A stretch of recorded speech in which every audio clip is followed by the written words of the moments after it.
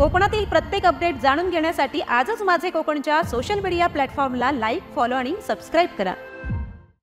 सह्याद्रीच्या रांगांमध्ये वसलेल्या आणि छत्रपती शिवाजी महाराजांच्या पदस्पर्शाने पावन झालेला रसाळगड किल्ला पुन्हा एकदा साक्षीदार ठरलाय एका प्रेरणादायी क्षणाचा। मनसेचे प्रवक्ते प्रकाश महाजन यांनी 7 जुलै रोजी या ऐतिहासिक किल्ल्याला भेट दिली। 74व्या वर्षी सुद्धा त्यांचा उत्साह, जोम आणि गडप्रेम तरुणांना लाजवेल असा होता। त्यांच्या भेटीत मनसे जिल्हा उपाध्यक्ष संजय आखाडे देखील उपस्थित होते। गडाच्या पायऱ्या चढताना आणि शिवकालीन अवशेष पाहताना त्यांच्या चेहऱ्यावर दिसणारा आदर आणि भक्तिभाव नजरेत भरला। त्यांच्या या गडदौऱ्याच्या माध्यमातून मनसेच्या भूमिकेची पुन्हा एकदा आठवण झाली।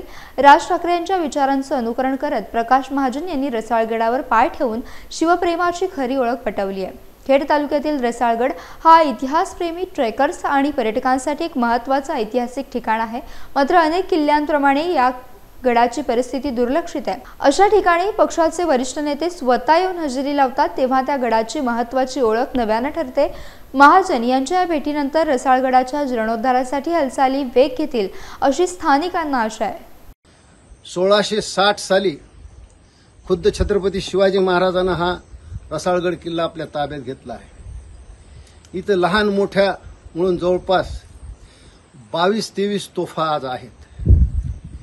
या किल्ल्याचं महत्त्व कोकण पट्टीवर नजर ठेवण्यासाठी म्हणून होतं।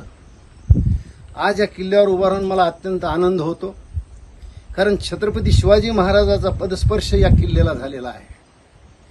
माझे नेते राज ठाकरे यांनी सांगितलं होतं की छत्रपती शिवाजी महाराजांचं अव्यवहार्य आणि कुठल्याही स्थापत्यशास्त्रात न बसणारं आपण समुद्रात स्मारक उभा करतोय, त्यापेक्षा छत्रपती शिवाजी महाराजांच्या पदस्पर्शाने पावन झालेले हे सर्व किल्ले आपण पुन्हा दुरुस्त केले पाहिजे, त्याला गतवैभव प्राप्त करून दिलं पाहिजे।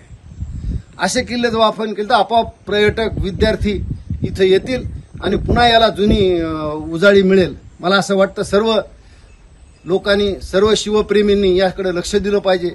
रसाळगड अत्यंत सुंदर निसर्गरम्य असा किल्ला आहे आणि या किल्ल्याला आपण अवश्य भेट द्यावी अशी मी सगळ्यांना विनंती करतो।